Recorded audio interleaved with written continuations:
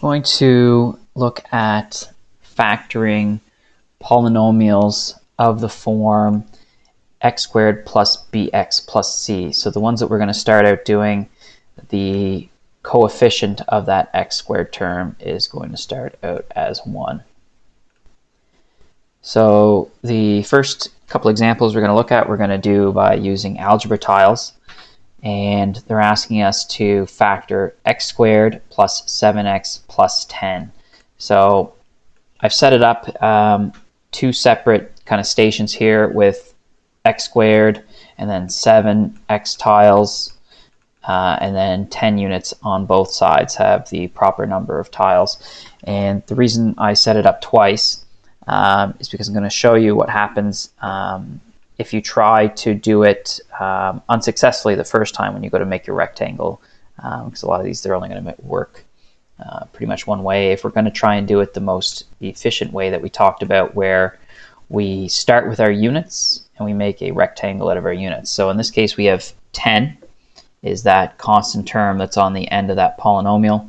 So if we take the 10 units and we try to make a rectangle out of it, the factors of 10, our options when we go to make 10 is either going to be 1 times 10 or 2 times 5.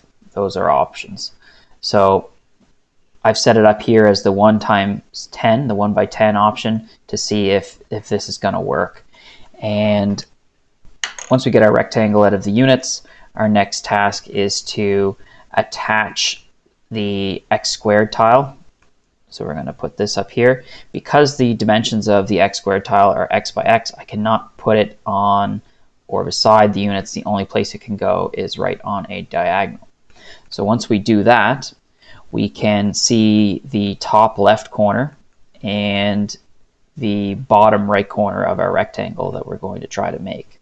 So if I outline that, you can see it. So there's our rectangle that we have to try and make if we arrange the unit tiles as a 1 by 10 rectangle. And if we do it this way, we see that we actually don't end up having enough x tiles. The question is already laid out that we're only allowed to use 7 x tiles to try and make our rectangle. And when I try to use 7, I run out. I'm going to need, at least 10 here to do this top row. And then I actually even need one more to fill it in down here. So what that means is that arranging the unit tiles as a 1 by 10 is not the way to factor this binomial. So this polynomial, this trinomial, this will not work. I cannot do the 1 by 10. But what I can do over here is if I arrange it as a 2 by 5 with the units, I will be able to factor this using my algebra tiles. I will be able to make a rectangle out of it. So once again, I start by arranging my units. So this time I did 2 rows of 5. I have to attach the x squared tile to the corner there. And I now know the top left corner and the bottom right corner of my rectangle if I set it up like that. And once again, these will work if you rotate them as well. It's still a rectangle. And now I notice that, hey, you know what? 7 x tiles is going to be enough to fill in those spaces. So I'm now able to make my rectangle out of the algebra tiles that they have told me I have to use. And once I get my rectangle made, I can now look at the dimensions of my rectangle, and those will be my factors. So once again, the original polynomial was x squared plus 7x plus 10. And when I come down here to look at the dimensions, so if I look at this short dimension here, this from here to here is just x. And then this is 1 and this is 1, so that makes 2, and it's positive. They're all positive in this case. Going this way, this is x here. And then I have 1, 2, 3, 4, 5 units.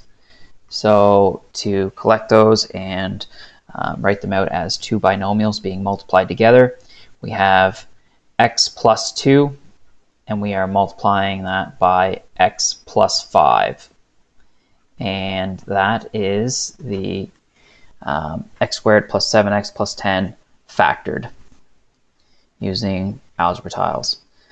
So see if we can take a look at another example here. So this one is slightly different because we're using some negatives here, and we will still be able to complete this rectangle, but it's just going to be a little bit different when we go to set it up. So once again, I'm going to try a 2 by 10, but this time I'm going to go the opposite direction, or sorry, a 2 by 5. And I'm going to try and set it up so that it will work. So once I arrange these in my rectangle, I'm now going to go and attach them to the corner of my x squared.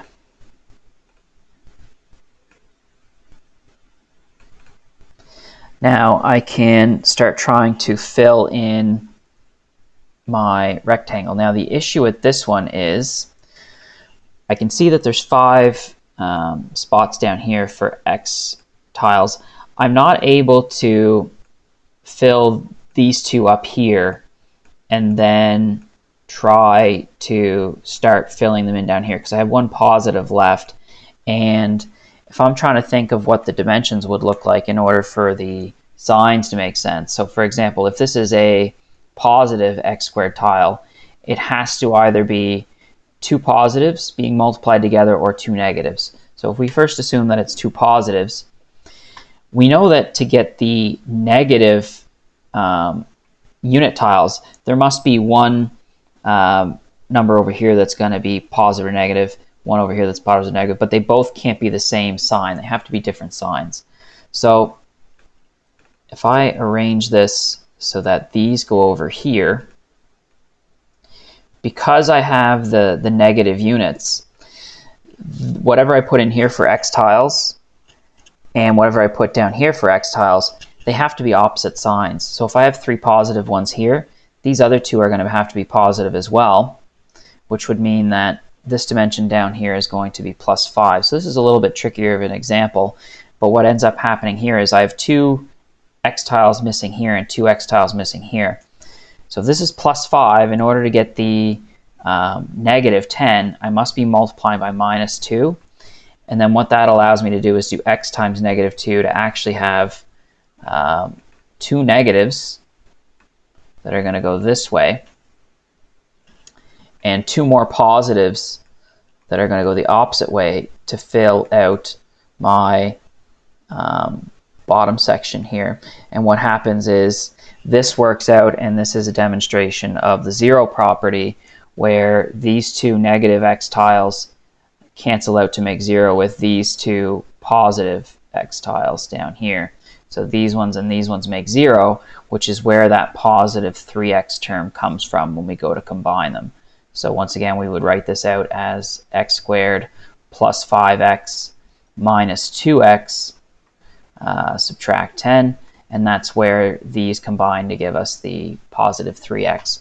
So factored, we can still look at our dimensions. If we were to do x plus 5 times x minus 2, or take away 2, we would get the x squared plus 3x minus 10 if we were to do the distributive property to check those ones there.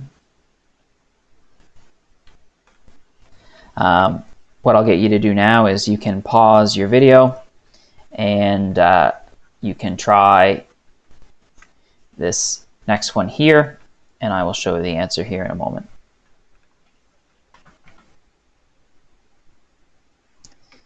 So this one here, x squared plus 5x plus 6, everything is positive. When you arrange your rectangle, it's going to look like this. And then if we're going to pull our factors out of this rectangle here, we can see that going down the side, we would have an x and then 1, 2, 3. So this is plus 3. Going this way, we have x again. From here to here is x, one-dimensional, not x squared, just x. And then we would have had to multiply by 2 here, 2 units, 1, 2. And let's write down, make sure it makes sense, x squared right here, positive 3x here, positive 2x here, and then the plus 6. Lo and behold, we add these 2 middle terms together and it gets us this trinomial up top. So if we're going to write our factors, the dimension going vertically here is going to be x plus 3, and the horizontal one is going to be x plus 2. So this here is our factored polynomial from up here. You'll have some examples to do using algebra tiles, but eventually what's going to happen is we're going to use some of the information that we got from when we were modeling with the algebra tiles to try and come up with an algebraic method for doing these. So there are quite a few steps. However, if we try and remember what it was like when we were factoring them by building the rectangles, hopefully that'll help. So the first step that we're going to look at when we're trying to factor a trinomial, and these ones here are all going to be of this form x squared plus bx plus c. So it's very important that we're distinguishing that this one here, these are all having only one x squared tile or whatever variable that they choose to have, and then the b and the c values are changing, but they can be negative or positive. So for ones that we are able to factor, it means we're able to make a rectangle. And if you remember, our first strategy was determine what are the factors of this value here in the end that we're going to talk about using our units, and then those are our options. So in this case, if we're using the plus 6 to try and make a rectangle, we only have two options. So the c value, which is the 6 in this example, the factors of 6 are either 1 and 6 or 2 and 3. So those are our ways we can multiply to get 6. So I've arranged them here. This first example I did the 2 by 3, and this example I did the 1 by 6 or the 3 by 2. It doesn't matter which order you do them in. And you can see that I have these spots open up to try and fill them in with X tiles. When you look at it this way, it says in this case we'd have to use 1, 2, 3, 4, 5, 6, 7 X tiles to fill this rectangle, and over here we would only have to use 5 to fill the rectangle. And lo and behold, if we go back and look up here, that b value is going to tell us which pair of those factors is going to be the one that we use, because when we do our partial products, the sum of these two terms is going to end up being how many X tiles we have to use. So in this case, we would have had to use 2 here to fill that spot, and we would have ended up using 3 here to fill that spot, which those combine to make the 5x. In this case, we would have had to use 6x here and 1x here, which would have combined to make 7, but we don't have 7x. So this is not the rectangle that we're able to use to create this trinomial. So as we start moving away from this algebra tile model, we can start kind of thinking out about those steps. What would it be like if we weren't to use it? So our first question is there a greatest common factor? So you're eventually going to do some examples where there is a greatest common factor, but if you look in this example, the coefficient of that first term is going to be 1. So there's no numerical common factor. And then this last term here, the constant term, it doesn't have any x's on it. So there are no greatest common factors for this one. So that check is done. We've listed the factors for c, which is that constant term here, and these are our two options. So the next thing that we're going to do is check which pair of these factors is going to add up to be that x term.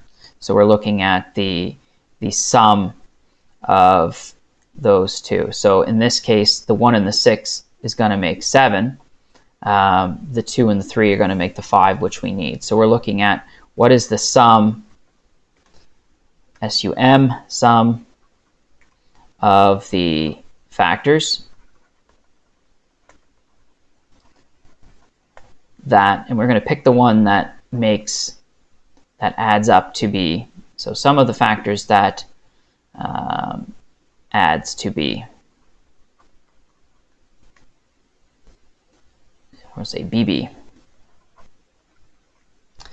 And that's going to work if it ends up being negative as well, but we'll have to look at a case to see, because it's going to be a little bit more thinking involved. But in this case where everything's positive, it's going to work out.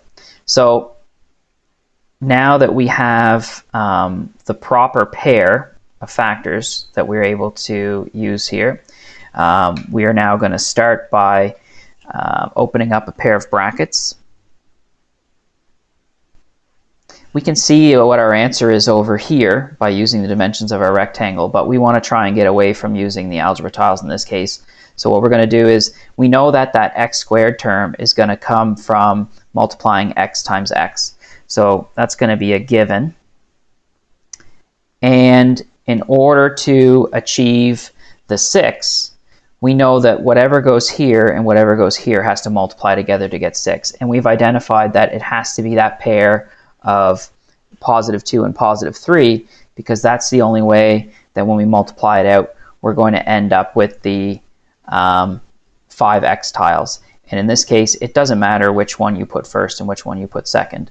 So once again, we found the factors of 6, we listed them, and we checked which pair of factors adds up to be that b value here, the coefficient of our middle term. And we can use distributive property to check that when we multiply this out, that we get the correct answer from the start. So once again, we end up with x times x and x times 3. Then we're going to do 2 times x and 2 times 3. So when we multiply that out, x times x is x squared, x times 3 is 3x, 2 times x is +2x, and then 2 times 3 is +6. Combine the like terms in the center, x squared plus 5x plus 6, which is what we started with, so we have the correct factors. So this is the answer that we're going to be looking for here. So in this case, now we're doing some with negatives, and it's going to be a little bit different. Oops. So we're going to set it up the same way. We're going to first take a look at, is there any GCF? Is there greatest common factor here? So with that coefficient of 1, there's no numerical greatest common factor, and then there's no x on this constant term in the end. So then there is no greatest common factor in this case. So what are the factors of C?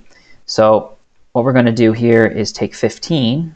It's negative, but for just the time being, we're going to consider it being positive. So for 15, we can do 1 times 15. 2 does not work. 3 times 5 will work. 4 doesn't work. 5, but we already have it. So we're done. Those are our factors of 15. So we have 2 options. We can do a 1 by 15, which I've illustrated down here. These are using the digital algebra tiles, where the red ones are negative and the blue ones are positive. And the other option is the 3 by 5, which I use the other algebra tiles, where the shaded one is positive. So maybe I should just do a little legend here that our shaded ones, so shaded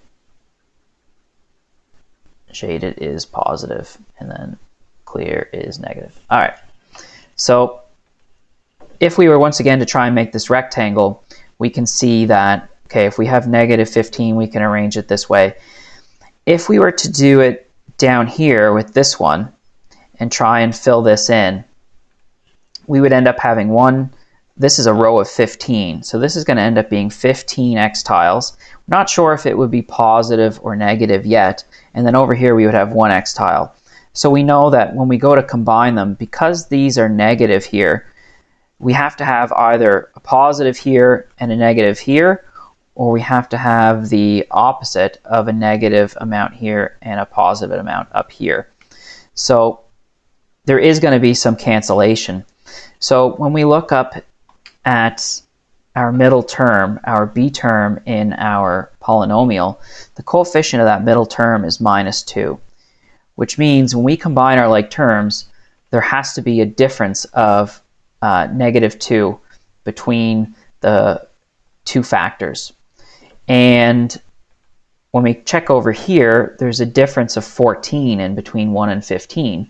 So if you can imagine, for example, if this ended up being positive and this ended up being negative, your middle term would be positive 14x when they end up canceling out. Or the opposite, this one would end up being negative and this one would be positive.